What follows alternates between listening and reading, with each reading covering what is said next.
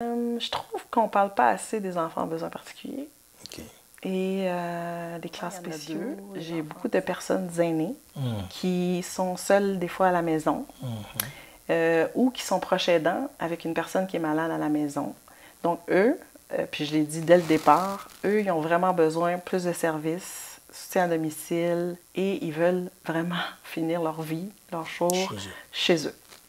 Là, on va développer ce plan-là qui s'en vient bientôt. OK. Et l'autre chose, c'est j'ai beaucoup d'enfants avec des besoins particuliers. Absolument. Bien, c'est ça que j'aime faire. Tu sais, j'aime dire mon poste de rêve. Oui. Le Charlie Dorismont, c'est assez. Vous voulez pas être Premier ministre?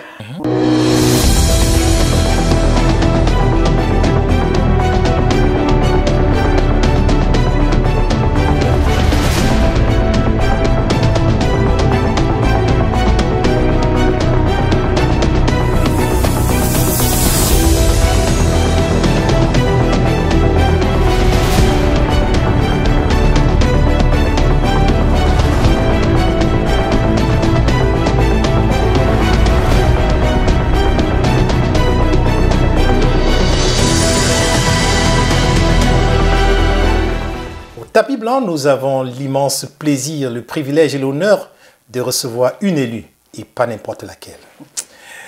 C'est une femme de courage, une femme de conviction, une femme dynamique. Je vous dirais que Shirley Dorismont est considérée d'ailleurs aujourd'hui comme un symbole de détermination. Elle est considérée comme un symbole de réussite et d'espoir pour la jeunesse. Mais ça n'a pas toujours été très facile pour elle. Elle est non seulement clinicienne, on le sait, mais elle est aussi une élue. Et aujourd'hui, on va parler de tout son parcours et on va aussi parler de ses engagements et de sa vision. Nous recevons donc, comme vous pouvez le deviner, la députée de Marie-Victorin. Bonjour, Madame Shirley. Bonjour, bonjour. Comment ça va? Très bien. Et vous-même? Moi, ça va super bien. Ça va très bien. Merci de vous être déplacé à notre bureau. Ça fait très plaisir d'être ici avec vous. Parlons un tout petit peu de la température. Mais elle est bien aujourd'hui.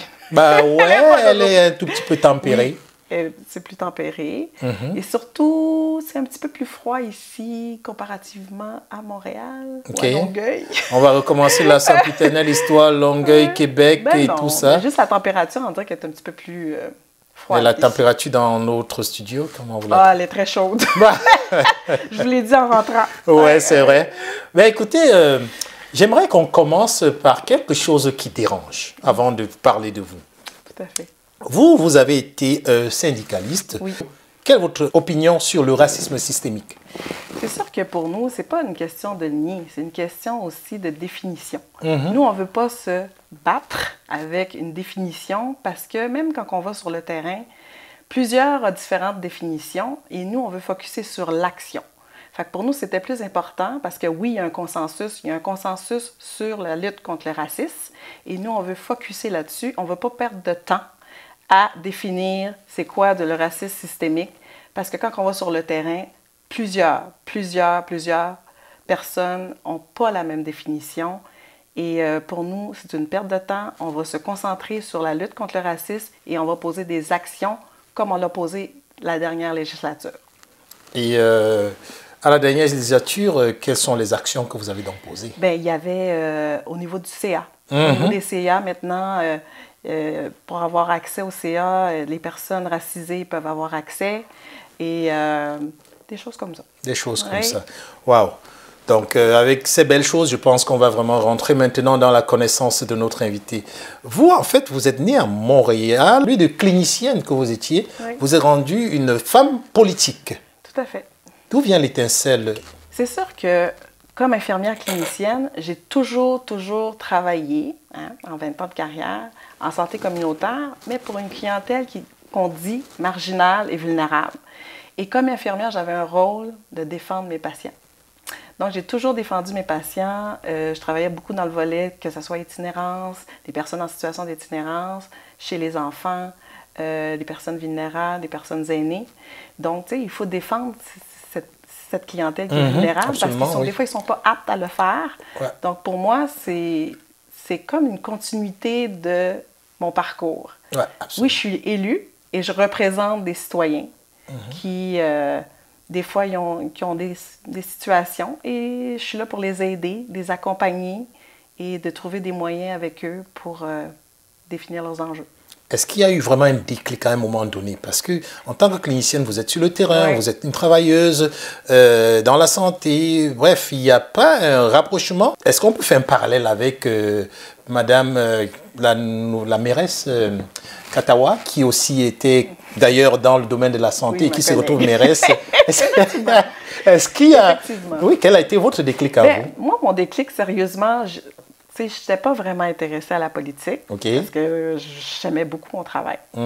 Mais quand on m'a approché pour venir aider puis améliorer le réseau de la santé, puis pour moi, ça, c'est d'aider en même temps la population québécoise parce que je l'ai toujours fait. Fait que si on me donne l'opportunité de faire ça, vous allez le faire. Je ne pouvais pas dire non. Mais j'ai pris un temps, là. J'ai pris vraiment un temps. Puis j'ai fait une introspection aussi sur ma vie.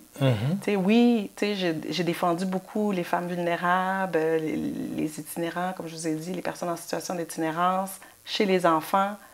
Pour moi, c'est comme une continuité d'aller en politique puis de faire la même chose pour la population québécoise. Vous avez été VP de la Fédération interprofessionnelle de la santé du Québec. Oui. Comment a été cette expérience-là? Bien, j'avais le dossier sociopolitique, j'avais le dossier conditions féminines et aussi j'avais le dossier solidarité.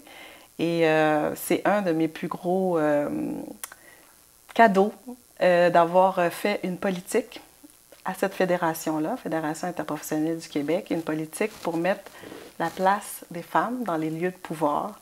On est les premiers à avoir fait ça comme syndicat et pour moi, ça, c'était ma grande fierté. Donc, ça aussi, c'est un lien aussi avec la politique pour dire, maintenant, c'est à mon tour de prendre ma place. Ben, vous êtes connue comme une femme battante, en tout cas.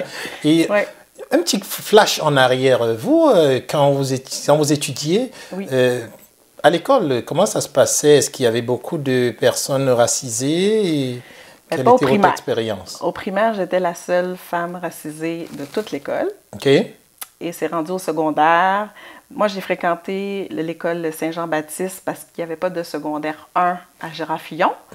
Donc, j'étais à l'école Saint-Jean-Baptiste pour mon secondaire 1. Puis par la suite, à Saint-Jean-Baptiste, on n'était pas beaucoup non plus. Je pense qu'on était 2 ou 3. Okay. Et quand je suis rentrée à Gérard-Fillon, là, j'ai été gâtée. J'ai été gâtée. Il y avait... C'était diversifié, puis asiatique, africain, haïtien, espagnol. Et vous vous identifiez plus à qui à ce moment-là? Un peu tout le monde. Un peu tout le monde. Un peu tout le monde. J'ai toujours été une fille qui aime bien sa classe, qui s'entend avec beaucoup de monde. J'ai jamais porté de jugement non plus, donc pour moi, ça c'est important. C'est la façon qu'on m'a éduquée. Donc, il ne faut pas porter de jugement. Donc, pour moi, ça n'avait pas d'expérience. Mais, par exemple, il y a quelque chose qui est arrivé à Jean-Fillon. C'est là que j'ai appris le créole. Ah ouais? Même pas à la maison. Même pas à la maison. Ben oui, je parle créole. Dis-moi une phrase en créole. Bien content d'être ici avec vous. Waouh, le créole il est presque comme un français. Bien content d'être ici avec vous pareil. Ça va faire une année que vous avez été élu. Presque une année. Presque, oui. Bilan. Êtes-vous fier? Quel est votre bilan selon vous? Et êtes-vous fier? Et de quoi? Qu'est-ce qui vous rend le plus fier? Bien, le premier mandat, vraiment, là, j'étais sur le terrain 24 heures sur 24, 7 jours sur 7. Et ça m'a permis beaucoup là, de bien connaître mes partenaires, mes collaborateurs, que ce soit la ville, les conseillers, la mairesse, mes partenaires, les organismes communautaires. J'ai pris le temps de rencontrer chaque organisme communautaire pour mes citoyens, mais aussi de rencontrer plusieurs citoyens. Je pense que j'ai fait 20 000 portes. 20 000 portes? Oui. Ah non, c'était toute une campagne. Oui, 37 ans, je pense. Et maintenant, la CAQ qui prend le dessus, non seulement avec une femme, mais en plus avec une jeune femme, mais en plus une femme issue de la diversité. Comment l'accueil s'est fait? Est-ce que... Très bel accueil. Ah ouais? Ah ouais, mais j'adore Et votre équipe aussi? J'adore mes citoyens. Est-ce qu'ils vous adorent en retour? Oui, vraiment. Vraiment, vraiment, là, je suis vraiment choyée d'être leur députée. Puis je suis vraiment reconnaissante d'être leur députée. Et oui, l'accueil a été bien, mais je pense que ce qu'ils ont aimé beaucoup avec moi, c'est que je ne voulais pas rien imposer. Moi, je ne suis pas arrivée avec un plan là, pour imposer certains enjeux que j'avais décidés. Moi, en premier, j'ai été les rencontrer pour écouter qu'est-ce qu'ils avaient à me dire, puis qu'est-ce qu'ils aimeraient changer, puis c'était quoi leurs problématiques, c'est quoi leurs enjeux. Puis par la suite, j'ai créé le pamphlet pour dire, bon, maintenant, je suis capable de faire une bonne analyse du comté. Voici les enjeux à travailler dans ce comté-là. Okay. Puis après ça, j'ai rencontré plusieurs organismes communautaires pour faire les liens aussi avec les enjeux de mes citoyens. Parce que quand mes citoyens viennent chez moi, dans mon bureau de comté, qui est chez eux aussi, absolument. Bien, c'est ça que j'aime faire. Tu sais, j'aime dire, puis ça, c'est comme mon travail comme infirmière. Hein. Je faisais ça aussi parce que j'ai travaillé en santé communautaire avec la communauté. C'est important de savoir guider, diriger. Surtout quand on est leader. Ces personnes-là au bon endroit, à la bonne place, pour pas qu'ils tournent en rond. J'aime pas ça. Moi, j'aime que les services arrivent à la personne. Donc, je m'organise et mon équipe de bureau de comté, qui sont excellents, ils s'organisent pour faire ça aussi. Avec eux, ils travaillent avec les citoyens, ils travaillent avec leurs enjeux et on a plein de références. Puis les organismes aussi aiment ça, là. Fait qu'on travaille en partenariat, en collaboration pour aider la population de la communauté de Marie-Victorin. Partenariat, collaboration. Ouais. Est-ce que, si on vous demandait quel est le plus grand enjeu actuellement de vos citoyens et citoyennes et comment est-ce que vous comptez l'adresser actuellement? Mon plus gros enjeu en ce moment, il y en a deux. J'ai beaucoup de personnes aînées qui sont seules des fois à la maison ou qui sont proches aidants avec une personne qui est malade à la maison. Donc eux, puis je l'ai dit dès le départ, eux, ils ont vraiment besoin plus de services, soutien à domicile et ils veulent vraiment finir leur vie, leur jour chez eux. Là, on va développer ce plan-là qui s'en vient bientôt. Okay. Et l'autre chose, c'est j'ai beaucoup d'enfants avec des besoins particuliers. Beaucoup. Donc là, j'essaie de travailler avec le centre de services scolaires, d'essayer de travailler aussi avec les familles, avec les organismes communautaires pour l'instant. Mais l'autre enjeu, c'est au niveau des services de soins de santé. Ces pauvres enfants ne sont pas encore dépistés des fois. Et pour être dépisté, ben, il faut que tu aies une évaluation. Bon, c'est pour ça que j'ai essayé de travailler depuis le départ, là, depuis avril, de travailler sur une coop santé, mais c'est l'équivalent d'une clinique d'IPS. C'est la même chose. Ouais. C'est la même définition. Et d'essayer aussi d'avoir d'autres partenaires là, qui pourraient nous aider, entraider pour répondre aux besoins de la population. Donc, c'est pour tous les gens qui n'ont pas de médecin de famille et qui auraient besoin d'un diagnostic officiel. Et quand on a le diagnostic officiel, bien, l'enfant peut avoir des outils pour avoir une adaptation au niveau scolaire. OK.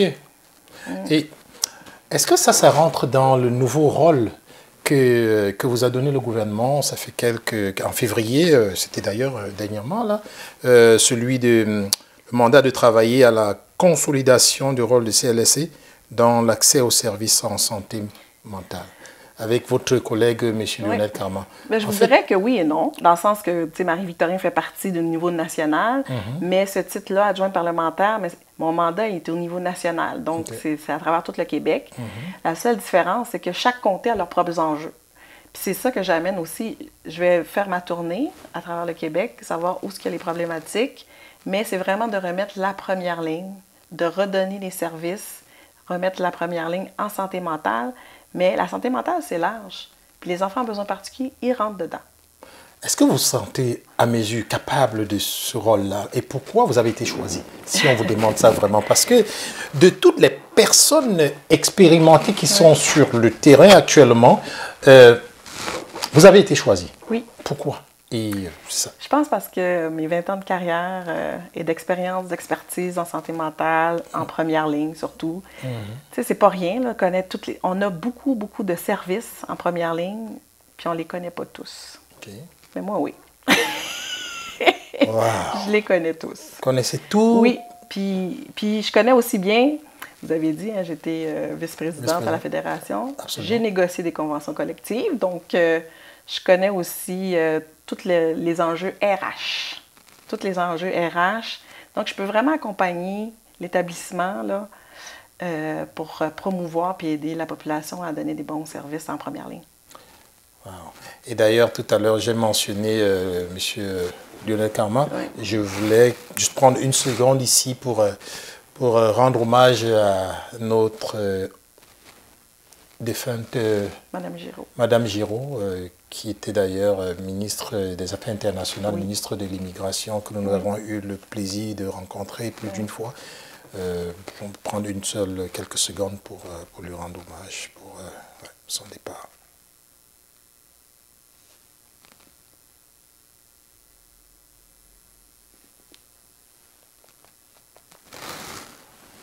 Merci. Merci. Alors? Une grande dame. Ouais. Oh. Une grande dame. Oh. Simplicité, écoute. Elle m'a accueilli les bras ouverts. Moi, j'ai discuté avec elle 2-3 fois. Toujours attentive et prompte à donner des conseils. Tout à fait. Diaspora Interaction présente toutes ses condoléances à la famille attristée, à tous ceux et celles que ce décès a touché et pour peut-être que ce décès touche encore. Et nous souhaitons bien sûr que son âme repose en paix. Alors, on aimerait maintenant parler un tout petit peu d'un projet de loi. Oui. Le projet de loi du ministre Dubé de la Santé. Celui ce qui concerne bien sûr les entreprises privées. Est-ce que vous croyez que c'est vraiment un bon projet de loi que d'empêcher éventuellement les travailleurs de la santé, en fait, les services privés de prendre des employés? Et croyez-vous que les employés vont carrément choisir entre le privé et le public? Et pour ceux et celles qui avaient déjà choisi le privé, vous croyez qu'en leur obligeant à retourner au public, que ça va marcher? En fait, on n'oblige pas personne, là. Un instant. C'est juste que... C'est une force d'obligation. C'est juste qu'il faut travailler, il faut commencer quelque part. On a dit qu'on voulait être un employeur de choix. Plusieurs partenaires et collaborateurs vous disaient qu'il fallait absolument arrêter, même l'opposition, les syndicats, il fallait arrêter l'hémorragie des agences privées, la main-d'œuvre indépendante qu'on appelle. Donc, on répond à ça. Puis, il faut commencer... La main-d'œuvre indépendante, ça a toujours été une mode de gestion d'exception. On utilise l'agence en mode d'exception, pas en mode de gestion. D'exception. OK. Bon. On va y aller tranquillement, selon les enjeux de chaque territoire, mais c'est un changement de culture qui est important à faire. Puis ce changement de culture-là, c'est au niveau de la gestion et aussi au niveau de la flexibilité dans les conventions collectives. Et comment croyez-vous que ces entreprises-là vont survivre? Ça, c'est en ce moment de pénurie de main-d'œuvre et bien sûr, pénurie à laquelle répondent ces entreprises privées. Et nul n'est besoin de leur rappeler ici combien ils ont été indispensables, combien elles ont été indispensables, ces entreprises, lors de la COVID et après. Aujourd'hui que c'est fini, on veut s'en passer. Non, c'est pour ça que je vous dis, on va y aller tranquillement, étape par étape, tranquillement. Okay. On ne fera pas une hémorragie, puis on va couper du jour au lendemain. C'est vraiment un processus là, pour suivre. On ne peut pas, de toute façon, on ne peut pas laisser un patient seul, n'est-ce pas? C'est certain. Cependant, si le patient est obligé de recevoir des soins plutôt du public, c'est certain que parfois, si ça n'arrive pas tout de suite, il sera tenté d'aller au privé. Vous êtes d'accord avec moi? Mais le privé, on est d'accord aussi là, avec... on va faire des mini-hôpitaux. C'est une question de territoire. Dans le quartier de Montréal-Est, on va faire un mini-hôpital pour répondre à un besoin et à des enjeux. Mais on n'a pas dit qu'on ferait ça partout au Québec. N'avez-vous pas, en tout cas personnellement, en tant que clinicienne, en tant que personne qui a toujours défendu le droit de des personnes dans le besoin, est-ce que vous n'avez pas peur de faire changer de métier? C'est pas vous là, c'est le quand je dis vous, je parle du gouvernement. Oh oui, bien sûr. Vous n'avez pas peur de faire carrément changer de métier à certaines personnes qui en avaient marre? Pas du tout, parce que notre métier, on l'aime, on l'adore. Okay. Puis on veut soigner la population. Et le but, c'est ça. peu importe où je suis, je dois soigner mon patient. OK. Que tu sois à l'hôpital privé, à l'hôpital public, tu veux soigner ton patient. Moi, c'est le patient qui est priorité pour moi. OK, c'est ce que je constate. Oui, le patient est prioritaire, il a besoin de soins, il n'y a pas de service. Si le privé peut venir aider à faire soigner plus de personnes, pourquoi pas l'utiliser? Puis on l'a dit plusieurs fois pendant la campagne, il n'y a pas personne qui va payer, là. La carte d'assurance maladie est là pour ça. Et à ce moment-là, comment ça va fonctionner? Quand il y aura moins de services privés, comment ça va fonctionner? Mais là, on est en plein travaux, là. Oui, je on est en comprends. plein travaux. Ben, si. Puis il faut travailler avec... J'essaie de tirer un scoop, là. Ben non. C'est M. Chassin. Ouais, Yuri Chassin qui a ce dossier-là comme adjoint parlementaire, qui est en train de travailler là-dessus. Puis je pense qu'il va faire un excellent travail. Puis on travaille là-dessus. Des fois, il me consulte l'équipe santé. Il consulte l'équipe, puis si on a des idées. Mais tu sais, c'est important là, de vraiment de focusser sur une chose. C'est que la population reçoit des services. Puis c'est ça que la population veut. OK. Ben, je sais que ce n'est pas votre département, mais comment se portent les communautés culturelles à Longueuil? Et dans votre mandat, qu'est-ce que vous comptez faire pour améliorer éventuellement leurs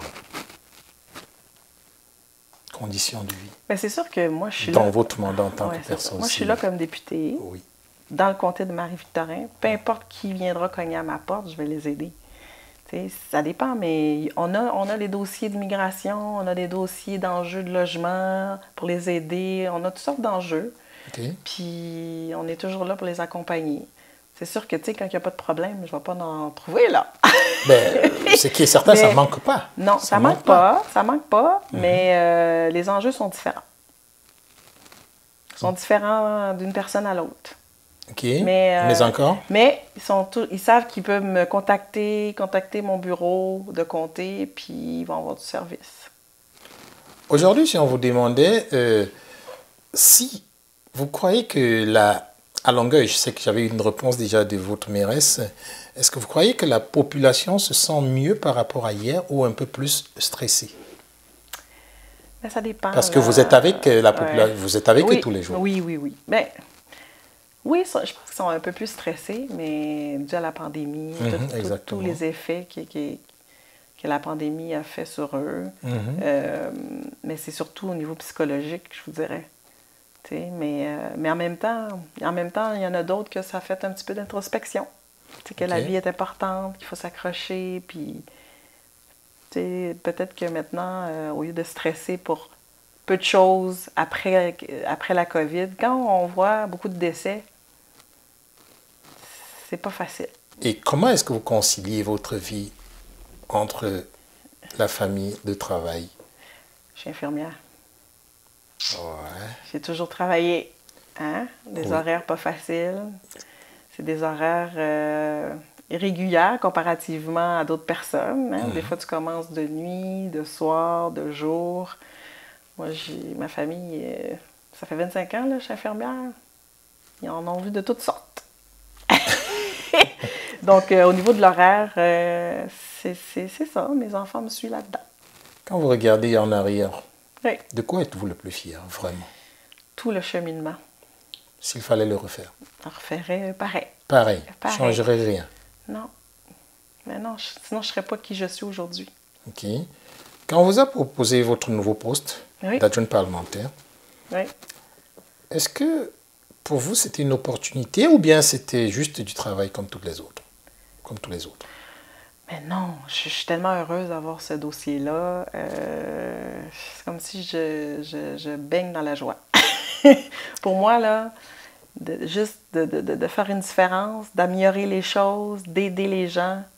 Vous savez que beaucoup de personnes ne font pas la différence entre un député, ça va paraître drôle, et une adjointe parlementaire. Oui, si vous pouviez expliquer un tout petit peu c'est quoi un député, son rôle de tous les jours et une adjointe parlementaire, un peu d'éducation. Ben, en fait, il n'y en a pas tant que ça, c'est une question de territoire, je dirais. Bon.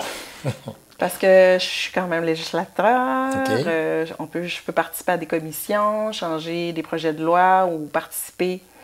Donc, quand tu es député. Adjointe parlementaire, tu viens t'accrocher à un ministère. Un ministère X. Et là, tu travailles au niveau national. C'est comme si maintenant, tu n'as plus de frontières. Ouais, moi, je pourrais aller demain matin en Abitibi, je peux aller demain matin à l'île de la Madeleine. Mais demain matin, sur je peux une aller demande spéciale, peut-être de M. Carman? Non, parce que maintenant, j'ai eu mon mandat de façon officielle. OK. Donc, je peux aller partout. Mais on travaille avec le ministère. J'ai une conseillère politique dans le cabinet de M. Carman, puis on travaille tout le monde ensemble. Mais mon mandat est officiel. Tous les médias le savent. Tous les PDG de chaque CIUS le savent. Donc, ils peuvent m'inviter ou moi, je veux m'inviter. OK. Ça, c'est pour aller faire comme la police? Non, un tout petit pas peu, du tout. pour regarder. Je m'en vais travailler avec eux, collaborer avec eux, pour trouver des solutions ensemble pour donner un bon service à la population. Est-ce qu'actuellement, il y a des feux rouges quelque part, des feux jaunes?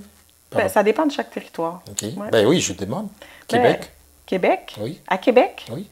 Pas vraiment, mais je sais que M. Carman il a été visiter le CHUL. Absolument, Ouais, oui, il ça, a on été le visiter sait. le CHUL. Puis peut-être qu'il y aurait une petite réorganisation de travail. Mais je pense pas que c'est un enjeu au niveau de service, mais ça ferait plus de la réorganisation de travail OK. à faire. À première vue. À première vue. À première vue. Et plus, si besoin. Peut-être plus, mais moi, j'ai pas été. J'ai pas été, fait que je ne pourrais pas vous dire. Mais à première vue, avec ce que j'ai entendu, peut-être une petite réorganisation de travail qui fait quoi? La bonne personne à la bonne place. Ça pourrait aider. D'après nos sondages, vous êtes quand même très bien plébiscité dans la ville de Québec, dans la ville de Longueuil. On a un peu passé quelques coups de fil. Et on aimerait savoir au niveau, bien sûr, avec vos collègues, comment ça se passe? Avec mes collègues, ma famille? Oui. Ah, ça va super bien. Sérieux. J'ai jamais été aussi bien accueillie. Puis, il y a une chose qui est vraiment importante là, dans ma famille politique. Ah, c'est C'est important. travailler ensemble. OK. Il n'y a pas une fois où que tu te sens à part ou plus petite parce que tu es député puis que ton collègue est ministre. Il n'y a pas de ça avec nous. Qu'est-ce que vous souhaiteriez changer demain, si jamais vous aviez la baguette magique? Ah, mon Dieu. Ouais. Ben, plus de féminicide. Plus de féminicide, oui. Oui. Et pas de meurtre d'enfants non plus. Puis, du jour au lendemain, que tout le monde ait des services de soins de santé. Parce que ça, vous savez, hein, sans la santé, on n'est rien. Ouais. On sait que vous êtes alimenté au créneau plus d'une fois en rapport avec la violence faite aux femmes. Oui. Et est-ce que vous, personnellement, de près ou de loin? Non. Non. Non.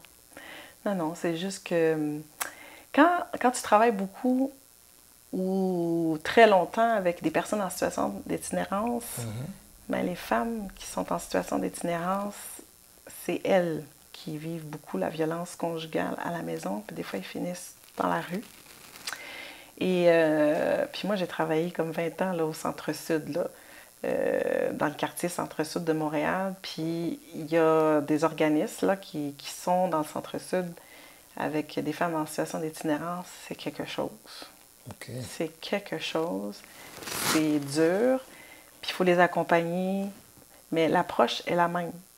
L'approche est la même, en tout cas pour... comme infirmière, là, je parle, mais c'est très dur, c'est très difficile, puis ça prend du temps. Comme en situation d'itinérance, comme pour un toxicomane, ça prend du temps. Et il faut être patient, puis il faut créer un lien de confiance, parce que cette confiance-là est brisée. Okay. Il n'y a plus d'estime de soi, il n'y a plus de confiance. Il n'y a plus. Puis c'est beaucoup de travail. Puis, imaginez-vous, là, elle est rendue à la rue, elle n'a plus rien, plus de contact avec ses enfants. Puis des fois, le choc post-traumatique de tout ça peut amener aussi la santé mentale. Donc, beaucoup de travail à faire, mais c'est une clientèle qui est là, qui existe, mais il faut prendre notre temps. C'est pas facile non plus là, de réaliser qu'on vit une violence conjugale avant que la victime dénonce son agresseur. Ça peut prendre 20 fois, 10 fois, des fois c'est trop tard. C'est l'une des raisons pour lesquelles vous êtes adjoint parlementaire aussi, pour défendre ce genre de cause-là. On est sur le point de terminer. Si on vous demandait, quel est votre meilleur rêve? La paix dans le monde. Ok, Gandhi alors. La paix dans le monde. La paix Pas dans de le guerre, pas de... La paix dans le monde. S'il y avait un sujet que vous aimeriez parler, qu'est-ce que vous direz? Je trouve qu'on ne parle pas assez des enfants en besoins particuliers. Ok. Et des classes spéciaux, les enfants autistes. Le besoin autour de ça. De la petite enfance à l'école supérieure. Je vous dirais jusqu'à l'enseignement supérieur. Je pense qu'il y aurait quelque chose à faire. Ok. Donc, il faudrait mettre l'emphase sur les enfants autistes. Ben, Parfait. pas juste autistes, là. Ok. Tous les enfants en besoins particuliers, dyslexie, dystographie, TDA, TDAH, autisme. Parce que autisme, il y a plusieurs niveaux. Et je pense que ça mérite une bonne réflexion, puis de réfléchir à comment... Parce que, tu sais, les statistiques sont là, là. Les statistiques sont là. Il va en avoir de plus en plus. Donc, à un moment donné, il va falloir le faire. Réfléchir. Alors, Madame Dorismont, quel est votre plat préféré? Mon plat? Poisson frit. Poisson frit. Oui. Le poisson en général, là, que ce soit portugais, haïtien, poisson entier. Moi, j'aime mon poisson entier. Avec la tête. Avec la tête. Bon. Poisson entier. Si vous étiez un animal, vous serez quoi? Oh mon Dieu, mon Dieu, mon Dieu. Je pense un chien. Un chien? Oui, j'en ai 3 à la maison. Bon, si vous étiez dans un plat, vous serez aussi un poisson frit, j'imagine. Fait que je ne pourrais pas vous dire que je suis un poisson, n'est-ce pas? Non. Et si vous étiez une fleur? Ben oui, une fleur, je pense que je serais une rose. Rouge. Une rose. Wow. Une rose rouge, en plus. Rouge. OK. Il faut faire attention, j'ai quand même des épines. Ouais. Ben écoutez, à vous voir aller, on sait qu'il faut être prêt quand vous arrivez. Alors, c'est sur ces mots qu'on va presque terminer notre entrevue aujourd'hui. Qu'est-ce que vous préférez à Longueuil? C'est quoi vos points les plus forts? Et qu'est-ce qui... Quand vous pensez Longueuil, quelles sont les choses qui vous... C'est une population qui est résiliente. OK. Qui est résiliente parce que, comme je vous ai dit, des personnes aînées qui ont vécu beaucoup de choses. Des familles, des fois, qui arrivent, des nouveaux arrivants, qui évoluent, qui réussissent. Des jeunes. Les jeunes m'épatent beaucoup. Fait que la persévérance, la résilience, c'est un peuple résilient. Puis, ce que j'adore beaucoup, c'est comme une famille. Quand tu es une d'entre elles, tu es là à vie. T'es là à vie. Ouais. On va terminer en parlant du mois de l'Histoire des Noirs, bien sûr, qui est un moment privilégié, un moment spécial. Quel est votre sentiment par rapport à ça? On devrait le faire chaque mois. Chaque mois, et non le mois de février. Non, pas juste le mois de février, mais je pense que c'est important vraiment les afro-descendants d'agir pour que le monde ne nous oublie pas. C'est des gestes, des faits, des solutions, des enjeux, des faits, mais chaque jour. Puis on porte ça sur nos épaules depuis le début. Pardon. Quel est le poste que vous souhaiterez occuper d'ici la fin de vos jours? Oh mon Dieu, mon Dieu. Ouais, quel est votre poste de rêve? Mon poste de rêve? Oui. De Charlie Dorismont, c'est assez. Vous voulez pas être Premier ministre? Oh, monsieur. Un jour à la fois. Un jour à la fois. Et c'est pas exclu. Un jour à la fois. C'est pas exclu. Non, c'est pas que c'est pas exclu. C'est un jour à la fois. Je suis pas rendue là. Mon Dieu, je suis pas rendue là. Là, j'aimerais régler l'amélioration de la santé en première ligne, en santé mentale. On comprend que... moi, c'est une étape à la fois. On comprend que ce n'est pas exclu que Mme Dorismont soit... Il n'y a rien d'exclu.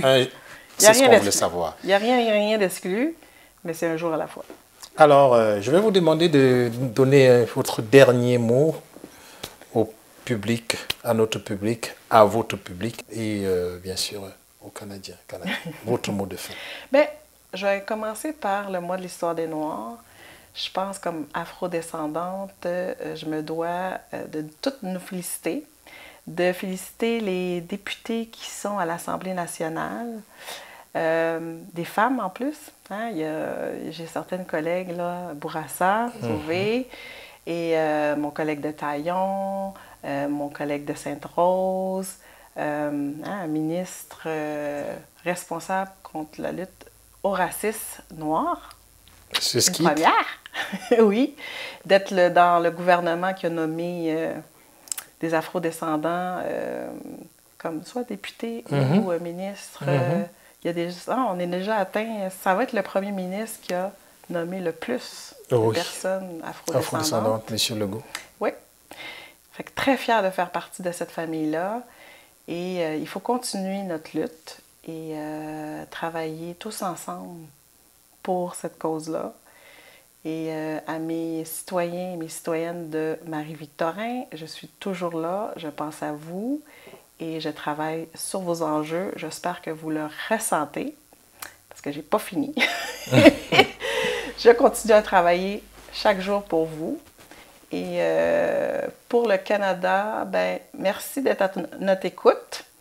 En partie pour les nouveaux arrivants aussi, là, on a eu une écoute quand même, une bonne écoute, là. Les autobus qui ont permis à certains nouveaux arrivants d'aller se loger dans d'autres provinces.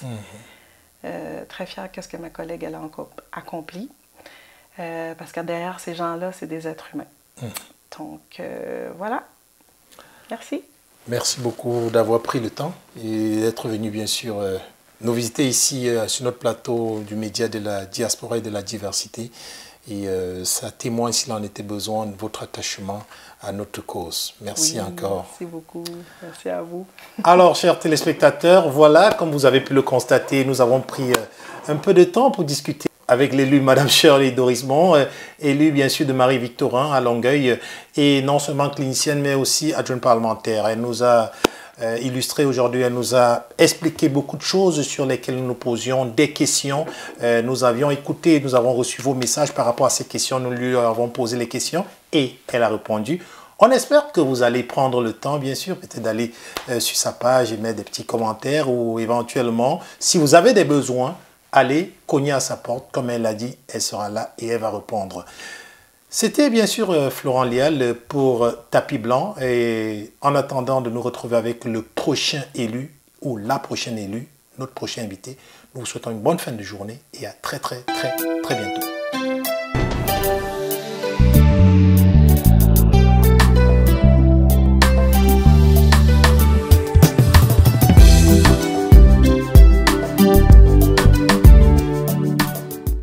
Découvrez Afrique Remis.